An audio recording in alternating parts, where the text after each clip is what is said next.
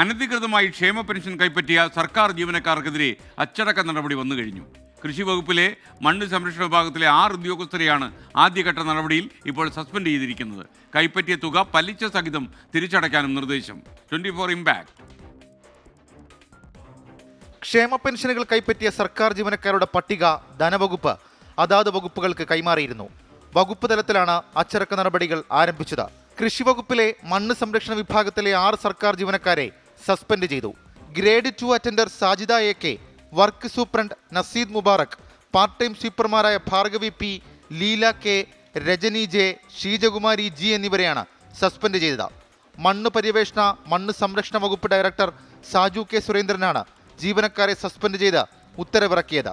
ക്ഷേമ പെൻഷൻ അനധികൃതമായി കൈപ്പറ്റിയ ജീവനക്കാരിൽ നിന്ന് തുക തിരികെ പിടിക്കാനുള്ള തീരുമാനവും സർക്കാർ കൈക്കൊണ്ടു. 18% പലിശ അടക്കം തിരിച്ചുപിടിക്കും. നിലവിൽ കൃഷി വകുപ്പിൽ മാത്രമാണ് നടപടിയെടുത്തത്. ആരോഗ്യ വിദ്യാഭ്യാസ വകുപ്പിലടക്കം നിരവധി ജീവനക്കാരാണ് സർക്കാരിനെ കബളിപ്പിച്ച് ക്ഷേമ പെൻഷനുകൾ കൈപ്പറ്റിയത്. 24 തിരുവനന്തപുരം.